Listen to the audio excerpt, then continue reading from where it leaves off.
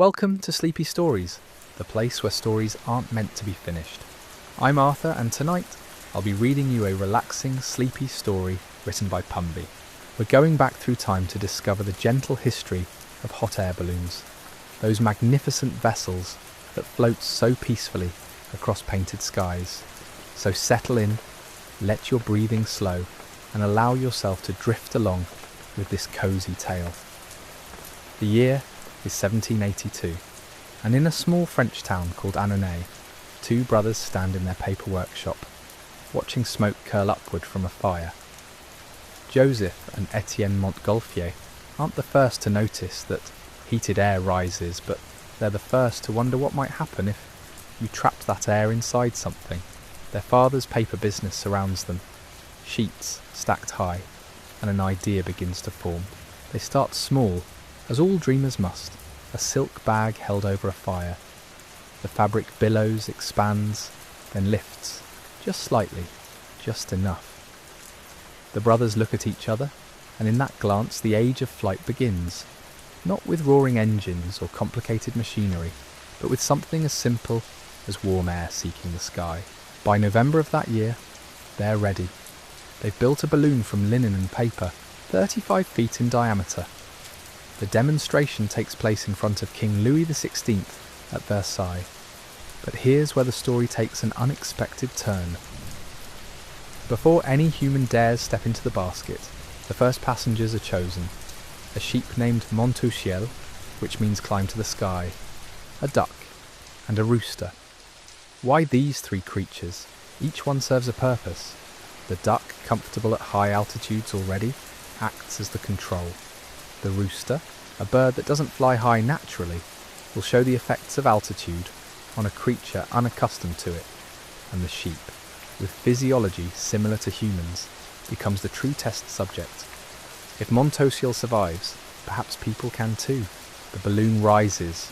It drifts over the French countryside for 8 minutes, travelling 2 miles before settling back to Earth. All three animals emerge unharmed, though reports suggest the rooster appeared slightly dazed. Whether from the flight or from a kick by the nervous sheep, no one quite knows, but it's enough. The way is clear. 3 weeks later, on November 21st, 2 men climb into a wicker basket attached to a Montgolfier balloon.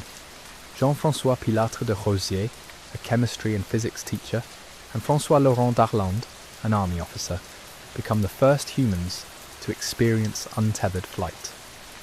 They drift over Paris for 25 minutes, covering about 5.5 miles. Imagine standing in that basket, watching the city shrink beneath you, the Seine becoming a silver ribbon, the crowds becoming specks. The whole world transforms into something resembling a painting. But flight demands fuel. Their balloon uses a brazier, a metal fire basket hanging beneath the opening. Throughout the journey, both men must feed the flames with straw, keeping the air inside heated, keeping themselves aloft. At one point, embers land on the balloon's fabric. D'Arlande calmly extinguishes the sparks with a sponge. There's no panic in his account of the journey, only wonder. Only the quiet observation of a man seeing what no human has ever seen before. Word spreads across Europe like those sparks they had to extinguish. Within months, balloon fever grips the continent. In England, Italy, Germany and beyond, experimenters rush to recreate and improve upon the Montgolfier design. Some use hot air, others discover that hydrogen, though dangerous, provides more lift.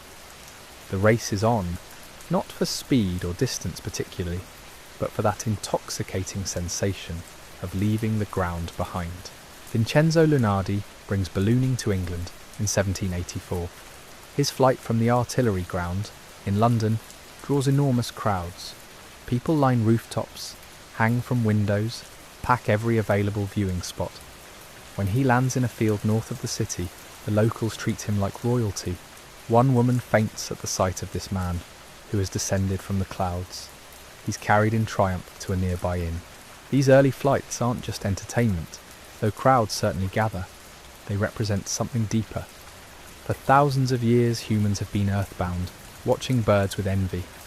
Now, suddenly, impossibly, people can rise, the barrier between ground and sky dissolves. Philosophers write treatises about humanity's new relationship with the heavens. Poets compose verses about liberation from earthly constraints. Artists paint balloon after balloon, each one floating serenely above amazed onlookers. But floating requires patience. Early balloonists can't steer, not really. They rise and fall by adjusting heat or releasing gas. They drift where wind takes them. There's something deeply calming about this lack of control, this surrender to atmospheric currents. You're not fighting your way through the air. You're accepting an invitation to travel where the sky decides to carry you. The baskets themselves become works of craftsmanship. Woven from willow, designed to be lightweight yet strong, decorated sometimes with elaborate designs.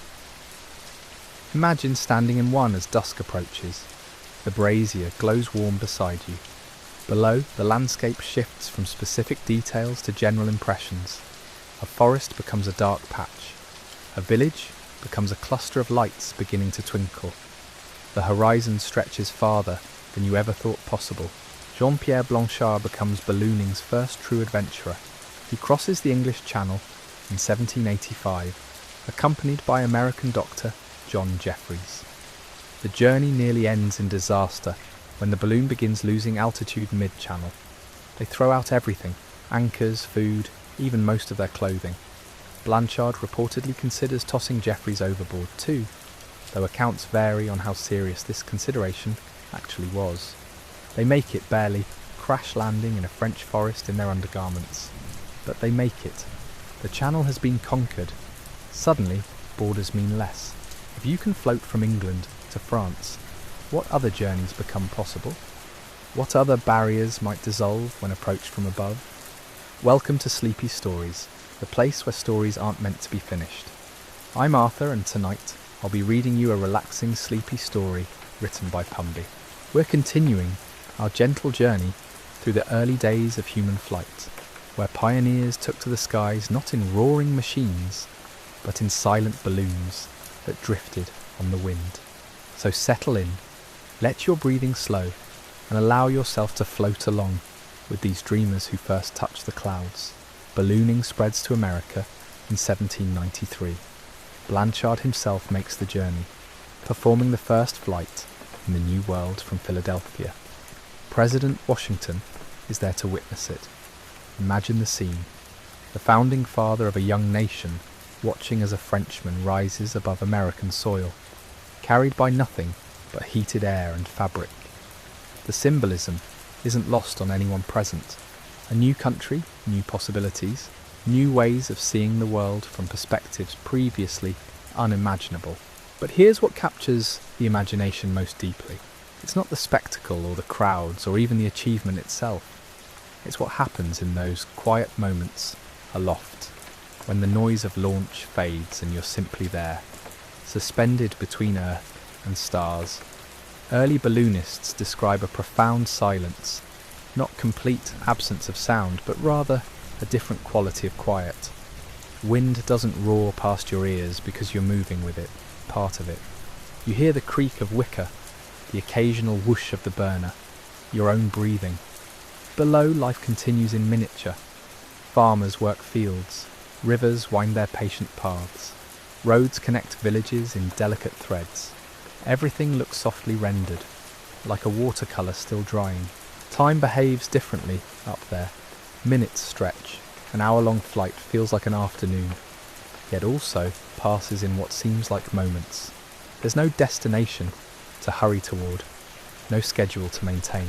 You rise when conditions allow, you land when fuel runs low, or wind carries you to suitable ground. Everything unfolds at its own pace, unhurried, inevitable. Sophie Blanchard, Jean-Pierre's wife, becomes the first professional female balloonist.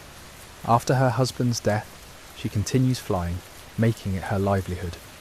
She performs night flights, launching fireworks from her balloon basket, creating cascades of light that spill across the darkness. Crowds gather in Paris parks to watch her ascend into evening skies, her balloon glowing from within like a paper lantern. There's something particularly mesmerising about night flights. The world below transforms. Cities become constellations. The darkness removes distracting details, leaving only essential patterns of light and shadow. You're floating through space that feels infinite, boundless. The stars above seem close enough to touch. The lights below mirror them. You're suspended between two skies. Sophie describes the cold at altitude, the way frost forms on the balloon's fabric during winter ascents. She talks about clouds, how they look solid from below, but dissolve into mist when you enter them. How sometimes you can stand on a basket's edge and watch your shadow projected onto cloud banks by moonlight, surrounded by a circular rainbow called a glory. These observations come quietly, matter-of-factly, from someone for whom the sky has become a workplace, rather than a miracle. Yet the wonder never completely fades. Even for professionals, even after dozens of flights, there remains something fundamentally extraordinary about leaving the ground behind. Maybe it's because each flight is unique. Weather changes, seasons shift. The same landscape looks different at dawn versus dusk, summer versus winter. You never step into the same sky twice. The balloons themselves evolve slowly. Designs improve, materials strengthen. Hydrogen balloons allow longer flights, since the gas doesn't need constant heating. But this comes with increased danger. Hydrogen ignites easily. Several balloonists die in fiery accidents. Sophie Blanchard herself perishes in 1819 when fireworks ignite her hydrogen balloon over Paris. She falls into a street below, the dream of flight ending in tragedy. Despite such dangers, the appeal persists. Something about balloons speaks to a deep human longing. Not the longing for speed or power or conquest. Something gentler. The desire to see familiar places from unfamiliar angles, to experience stillness while moving, to find peace in surrender.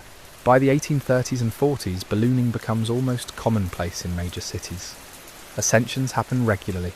Scientific instruments go aloft to measure temperature, pressure, atmospheric composition at various altitudes.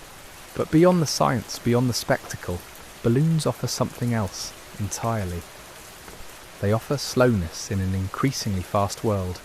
Even as railways begin connecting cities, as steamships cross oceans with unprecedented speed, balloons remain defiantly unhurried. You can't rush a balloon. You can't force it to go faster or arrive sooner. It moves at the pace of wind, the pace of rising heat, the pace of natural forces humans can harness but never truly control. Standing in a balloon basket at 3,000 feet on a calm afternoon, you become aware of breathing. Not consciously at first, but gradually. The rhythm of inhale and exhale, the way your chest rises and falls. Up here, removed from ground-level distractions, these simple bodily processes become noticeable, almost meditative. The horizon curves slightly, not dramatically, but enough to perceive Earth's roundness.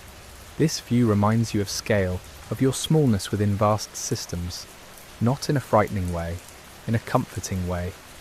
Your problems, your worries, your daily concerns, they remain below, literally. Up here, there's only this moment, this breath, this impossible floating. What happens next changes everything about how humans think about air and atmosphere. Because while balloons teach patience and surrender, they also spark questions that demand answers. Welcome to Sleepy Stories, the place where stories aren't meant to be finished. I'm Arthur, and tonight I'll be reading you a relaxing, sleepy story written by Pumby. We're continuing our gentle journey through the early history of ballooning, where the sky becomes a place of wonder and scientific discovery. Let yourself settle in, breathe deeply, and allow the story to carry you softly towards sleep. Questions emerge from those early flights that nobody anticipated. When you ascend beyond the clouds, what happens to air itself? Does it thin? Does it change temperature predictably or erratically? Can humans even survive at extreme heights? Or does some invisible boundary exist beyond which life becomes impossible? These aren't idle curiosities. They're urgent, practical matters for anyone serious about flight. James Glaisher, a British meteorologist, becomes obsessed with answers. In 1862, he begins a series of balloon ascents specifically designed to gather atmospheric data. He carries thermometers, barometers, instruments to measure humidity and magnetic variation. Each flight pushes higher than the last. On September 5th, 1862, Glaisher and his co-pilot Henry Coxwell attempt their most ambitious ascent yet.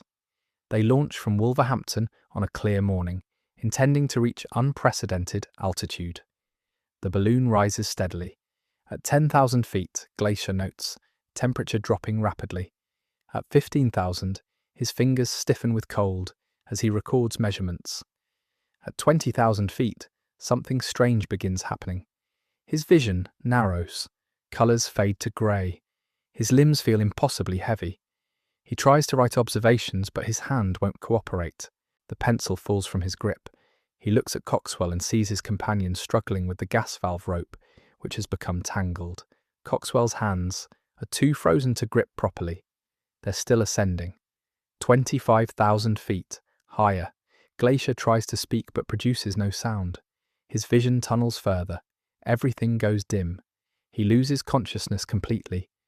Coxwell, realizing the danger, manages to grab the valve rope with his teeth, since his hands no longer function. He pulls, releasing gas, initiating descent. Slowly, painfully, they drop back toward thicker air. At around 23,000 feet, Glaisher regains consciousness. He has no memory of the highest point they reached. His instruments stopped recording. They'll never know exactly how high they went, but estimates place it around 37,000 feet, higher than any human had travelled before. What nearly killed them was hypoxia, oxygen deprivation.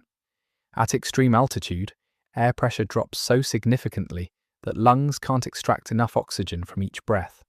The body suffocates despite breathing. This discovery proves crucial. It establishes clear limits for balloon flight without supplemental oxygen. It also reveals something profound about Earth's atmosphere. It's not uniform. It changes with altitude in ways that directly impact survival. Other balloonists make similar discoveries through less dramatic means. They notice that certain altitudes have distinct characteristics. Temperature inversions occur where warm air sits above cold. Wind speed and direction shift at different heights. Clouds form at predictable levels based on moisture and temperature. The atmosphere reveals itself as layered, structured, governed by physical laws that careful observation can decode. But beyond science, beyond data collection, these flights into thin air teach something else. They teach humility. The atmosphere doesn't care about human ambition. It operates according to principles indifferent to desire or determination. You can't willpower your way through oxygen deprivation. You can't negotiate with physics. Either you respect the conditions or you perish. This humility shapes how balloonists approach their craft. Unlike later aviators who wrestle with machines, who fight wind and gravity through engine power, balloonists learn acceptance. You work with conditions, not against them. You read the sky, interpret its signals, adjust your approach accordingly. There's wisdom in this, a kind of patience that comes from understanding your place within larger systems. By the 1870s, ballooning splits into two distinct camps. Scientists continue using balloons as research platforms, gathering data, pushing boundaries of knowledge. Meanwhile, recreational balloonists emerge, people who fly simply for the experience itself. They're not collecting measurements or testing theories. They're seeking something less tangible. Peace, perhaps, perspective, a temporary escape from ground-level existence. These recreational flights develop their own culture. Pilots share stories of unexpected adventures, landing in farmers' fields and being greeted with suspicion or hospitality, drifting over unfamiliar territory and navigating back by compass and intuition, encountering birds at altitude, sometimes entire flocks that swirl around the basket, curious about these strange floating objects invading their domain. One pilot describes crossing the English Channel at sunset, watching light fade from the water below while the balloon remains sunlit for several minutes longer. This phenomenon, being in sunlight while the world below darkens, creates a strange temporal displacement. Day and night exist simultaneously, separated by altitude. You inhabit a threshold space, neither fully in one state nor the other. Another tells of ascending through fog so thick that visibility drops to mere feet. The basket, the balloon above, everything beyond arm's reach vanishes into white void. Sound changes too, becomes muffled, directionless, then suddenly breaking through the fog layer into brilliant sunshine above. Looking down at an endless cottony surface, with mountain peaks piercing through like islands in a cloud sea. These experiences don't translate easily into words. They exist in the realm of sensation, of felt understanding, rather than intellectual knowledge. You can describe what you see, but not quite what it means. Not quite how it changes your internal landscape, your sense of scale and possibility. As evening approaches during a typical flight, pilots begin thinking about descent. Finding suitable landing spots requires attention and some luck. You can't steer precisely, only influence general direction through altitude changes. Different heights have different wind patterns. Ascending or descending lets you catch winds moving different directions, offering crude directional control. The process of landing requires timing and delicate touch. Welcome to Sleepy Stories, the place where stories aren't meant to be finished. I'm Arthur, and tonight I'll be reading you a relaxing, sleepy story written by Pumby. We continue our journey through the early days of ballooning, where pioneers learned to navigate the invisible currents of the sky. Let your breathing slow as we drift through these moments of discovery. Allow yourself to settle deeper into comfort as the story unfolds. You release gas through the valve at the top, watching the balloon descend gradually. Too fast and you risk a hard impact. Too slow, and you might overshoot your intended area entirely, drifting into forests or water or other unsuitable terrain. The ground rises to meet you. Details emerge from the landscape below. What appeared as green patches resolve into individual fields. Roads become visible, then fences, then individual trees. The final moments require focus. You watch the surface approach, judging speed and trajectory. Sometimes you trail a rope, letting it drag along the ground to slow momentum. The basket touches down, bounces slightly, settles. After hours of silence, broken only by wind and occasional burner blasts, the sudden stillness feels almost unsettling. This moment of landing carries particular significance. You've returned from a realm few people ever access. You've seen things no one at ground level can witness. The transition back to ordinary existence happens abruptly. One moment you're floating between earth and sky. The next you're standing in a field, dealing with the practical matter of deflating silk and packing equipment. Local residents often approach with curiosity. Where did you come from? How high did you go? What did you see? Their questions reveal something interesting about human nature. People want to understand the experience secondhand, to somehow access it through your description.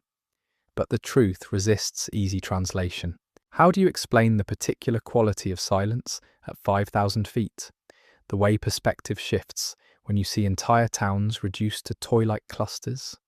The strange mix of vulnerability and freedom that comes from surrendering control to atmospheric currents? You can't, not really, so you offer simplified versions. Very high, you say. Beautiful views, peaceful. These words are accurate but incomplete. They sketch the outline without capturing the substance. By the 1880s, balloon technology plateaus somewhat. The basic design reaches a kind of optimal form. Further improvements become incremental rather than revolutionary. Silk envelopes, wicker baskets, hydrogen or coal gas for lift. This combination works well enough that dramatic changes seem unnecessary. But beneath this surface stability, something shifts. The focus moves from the technology itself to what that technology enables. Balloons become tools for exploring questions beyond engineering. Meteorologists use them to study weather patterns across seasons and regions. Photographers carry cameras aloft, capturing aerial images that reveal landscapes from entirely new angles. These photographs fascinate the public. Suddenly people can see their cities, their countryside, their familiar world rendered strange and beautiful. Through altitude, rivers become silver ribbons. Roads form geometric patterns. Forests appear as textured carpets of green. The images don't just show places, they show relationships between places, how towns connect through transportation networks, how geography shapes human settlement patterns. Military observers recognize potential too. A balloon provides unmatched surveillance capability. From sufficient altitude, you can observe enemy positions, track troop movements, assess fortifications. During the American Civil War, both Union and Confederate forces experiment with observation balloons. Telegraphers sometimes accompany observers, sending real-time reports to commanders below via wire run down the tether line. This military application introduces new considerations. Balloons become targets. Being highly visible and relatively stationary, they're vulnerable to artillery fire. Operators must balance the intelligence value of extended observation against the risk of being shot down. Some develop techniques for rapid ascent and descent, minimizing exposure time. The experience of being fired upon while floating in a basket introduces a particular kind of terror. You can't maneuver quickly. You can't take evasive action. You simply ascend or descend and hope the gunners miscalculate their aim. Several operators report the surreal experience of watching cannon smoke below, then waiting to see where the projectile appears, tracing its arc, calculating whether it will strike. Despite these dangers, or perhaps because of them, ballooning develops a mystique. Aeronauts become minor celebrities. They give lectures, publish accounts of their adventures, inspire a generation of dreamers. Young people look skyward with new possibility in mind. If humans can float among clouds, what else might become achievable? This question drives invention forward. While balloons themselves don't advance dramatically, adjacent technologies evolve. Better fabrics appear. Improved gas production methods emerge. Navigation instruments become more precise. Each small improvement expands what's possible, pushing the boundaries of altitude, duration, distance. Some aeronauts attempt endurance records, staying aloft for days at a time. They carry supplies, blankets, multiple gas cylinders for maintaining altitude. The longest flights become tests of physical and mental stamina. Sleep deprivation compounds the challenge of constant vigilance. You must monitor altitude, watch for weather changes, navigate by stars when darkness falls. Others pursue distance records. They study wind patterns, wait for favourable conditions, then launch with the goal of travelling as far as possible before landing. These flights require extensive preparation. You must carry enough ballast to maintain altitude throughout the journey, enough provisions to sustain yourself, enough fuel for the burner if using hot air systems. The record attempts capture public imagination. Newspapers follow the flights, publishing updates as balloons drift across regions and sometimes national borders. When a pilot successfully crosses from France to Germany or England to the continent, celebrations erupt.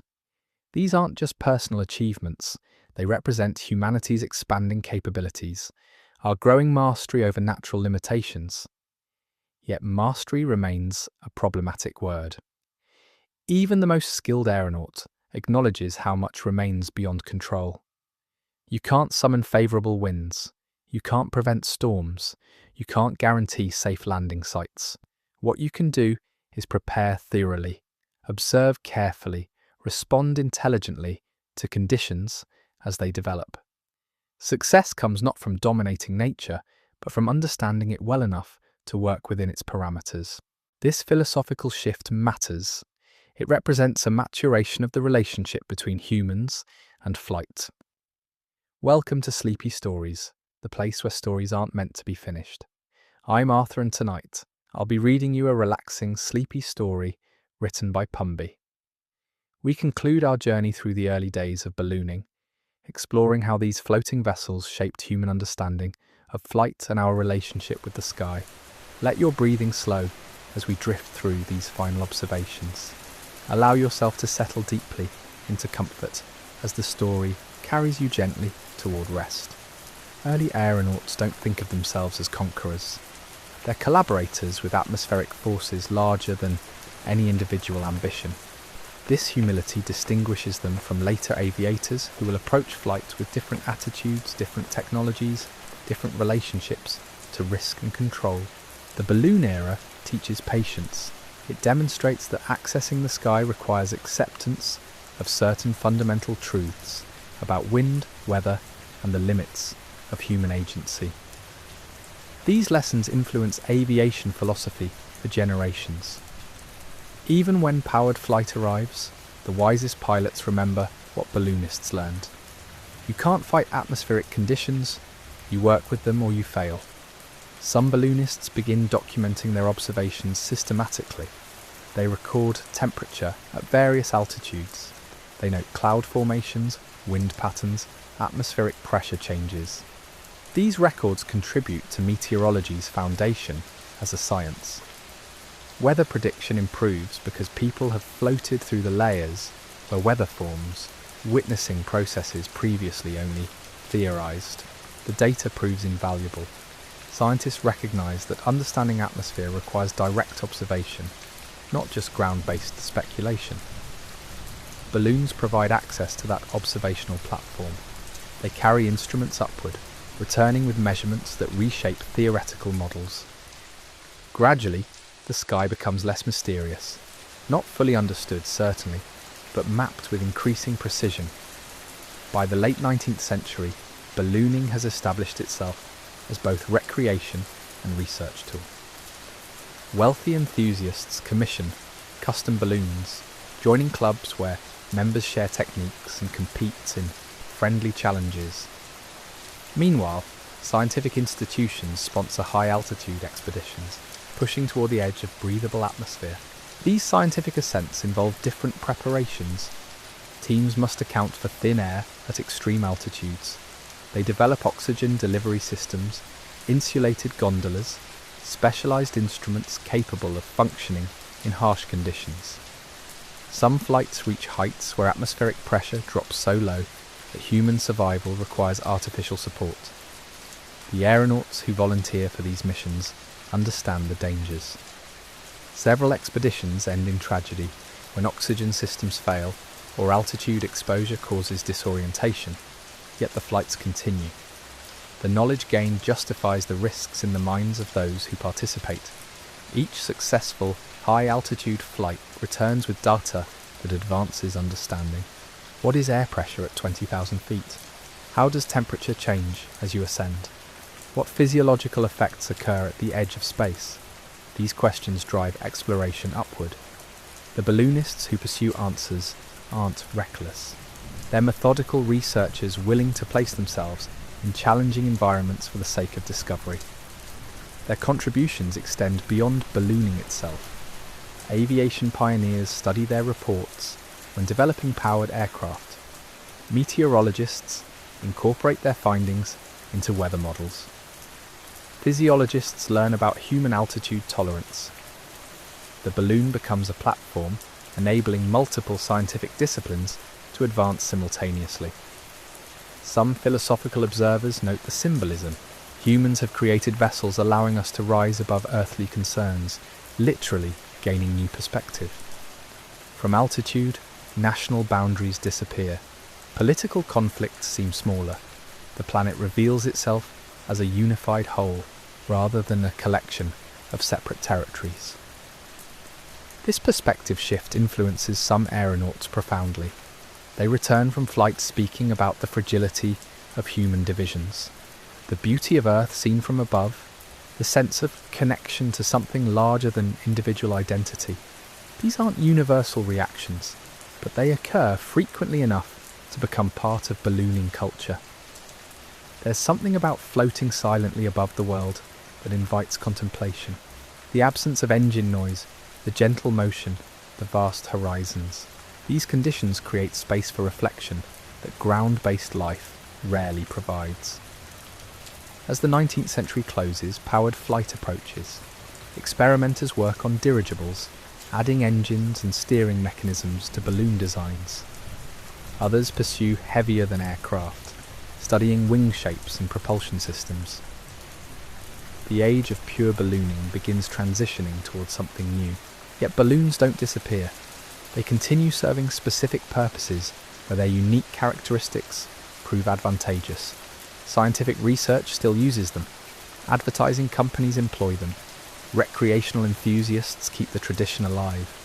Even today, hot air balloons carry passengers seeking the experience those early aeronauts discovered. That particular sensation of floating untethered, rising on heated air, drifting wherever wind decides.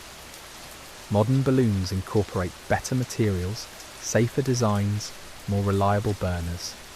But the fundamental experience remains unchanged. You still surrender directional control. You still work with atmospheric conditions rather than against them. You still experience that remarkable quietness, that sense of suspended motion, that perspective shift, all that comes from viewing landscape from above. The legacy of early ballooning extends beyond technical achievement. It represents humanity's first sustained access to the aerial realm. For thousands of years, the sky remained unreachable except in imagination. Then suddenly, through ingenuity and courage, people found a way upward. That breakthrough changed everything. It proved that apparent limitations could be overcome through understanding and innovation.